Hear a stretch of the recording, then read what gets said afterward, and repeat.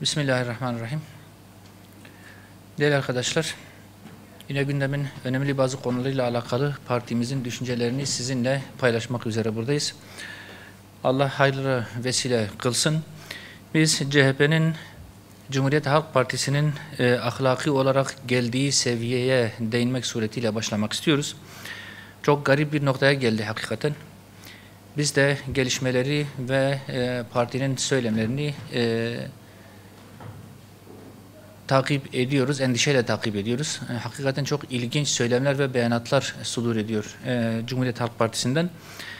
CHP Genel Başkanı Özgür Özel bir üniversitede düzenlenen konferansla ilgili yaptığı açıklamalarda bir ilçe müftüsünün yanı sıra Nurettin Yıldız'ı hedef alıp meydandaki kalabalığa yuhalatması ahlaki seviyenin, kendisinin ahlaki seviyesinin, Cumhuriyet Partisi'nin geldiği ahlaki seviyenin yerlerde süründüğünü bir kez daha ortaya koymuştur.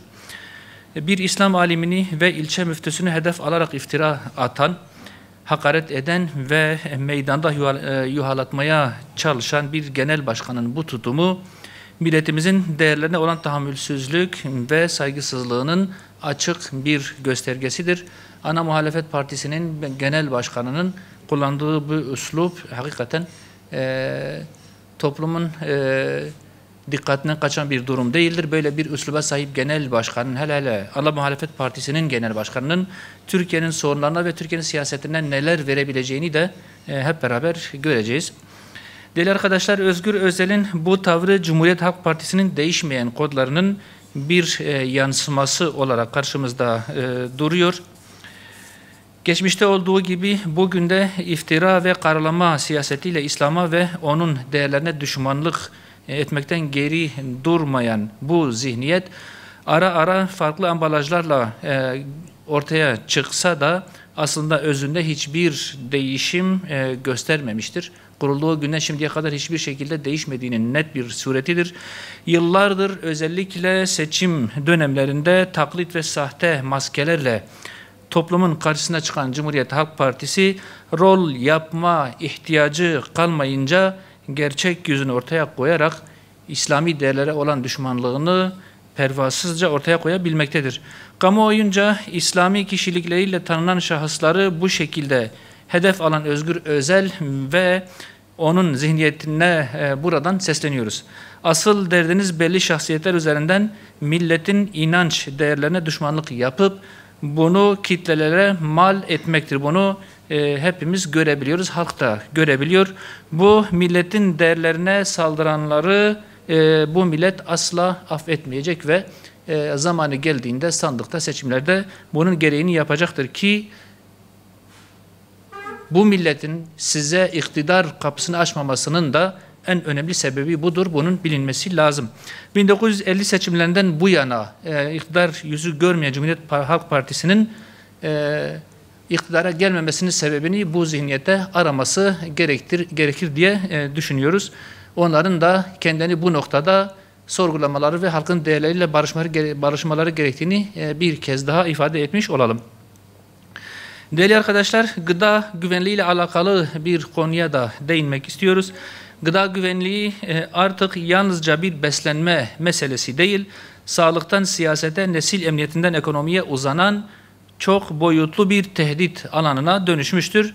Greenpeace, Türkiye'nin yakın tarihli raporu her 3 gıda ürününden birinde mevzuata aykırı pestisit kalıntısı bulunduğunu ortaya koymuştur. Bu veri tarımsal üretimin kar odaklı ve denetimsiz yürütüldüğünü, soframıza gelen ürünlerin önemli bir kısmının sağlıksız olduğunu açık bir şekilde göstermektedir. Pestisit kalıntıları özellikle çocuklarda bağışıklık sistemi bozuklukları, nörolojik gelişim gerilikleri ve uzun vadeli kanser riskleri gibi ciddi sağlık sorunlarını doğurmaktadır, ortaya çıkarmaktadır. Küresel ölçekte iklim değişikliği, savaşlar ve tarımsal tekelleşme gıda krizlerini derinleştirirken Türkiye'de pestisitlere bağımlı GDO'lu tohumlara dayalı üretim modeli sadece toprağı değil nesilleri de maalesef zehirlemektedir. Bu tablo karşısında sessiz kalmak hem vicdani hem ahlaki sorumluluktan kaçmak anlamındadır. Bunun bilinmesi lazım. Gıda güvenliği sadece denetimle değil, üretimden tüketime uzanan ahlaki bir dönüşüm ile ancak sağlanabilir. Yerli ve doğal tohumların teşviki, kimyasal bağımlılıktan arındırılmış ekonomik tarım politikalarının hayata geçirilmesi ve üreticilerin bilinçlendirilmesi artık ertelenemez bir ihtiyaç, bir zorunluluk haline gelmiştir. Değerli basın mensubu arkadaşlarım, İslam'ın helal ve temiz gıda vurgusu doğrultusunda yalnızca maddi değil, manevi denetim mekanizmalarının da kurulması şarttır. Sağlıklı nesiller, verimli topraklar ve güçlü bir toplum ancak adil, sürdürülebilir ve insan odaklı bir gıda sistemiyle mümkün olabilir. Bugün atılacak her adım yalnızca bugünün değil, yarının sofrasının da muhafaza edecek, bunu da korumasına vesile olacaktır. Değerli arkadaşlar, Siyonist rejimin yaptığı soykırım ve insanlık dışı faaliyetlerine de değinmek istiyorum. Siyonist işgal rejiminin Gazze'ye yönelik son askeri harekatı artık geçici bir saldırı değil, fiili ve kalıcı bir işgal girişimidir. Siyonist rejim sahadaki uygulamalarıyla bunu ilan etmekten de geri durmamakta, uluslararası hukuku, Birleşmiş Milletler kararlarını ve uluslararası insancıl normları alenen ihlal etmektedir.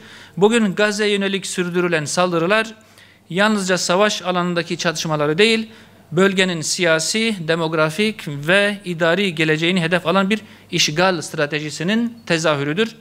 Siyonistlerin sözde güvenlik kabinesi tarafından onaylanan yeni plan, Gazze'nin sadece askeri açıdan değil, tamamen ve her yönüyle teslim alınması hedefiyle hazırlanmıştır. Değerli arkadaşlar, bu planın temel bileşenlerinden biri de insani yardım akışının tamamen Amerika Birleşik Devletleri'nin denetimine alınması ve bölgeye dışarıdan atanacak yabancı koordinatörlerle bir vesayet yönetiminin kurulmasıdır. Siyonist rejim her gün yeni bir kırmızı çizgiyi aşarken, halkların iradesiyle yönetime gelen yapılar sessizliğini korumaktadır maalesef. Artık bu suskunluk sona ermelidir. Çünkü bunun vebali ve bunun tahribatı artık telafisi mümkün olmayan boyutlara çıkmıştır.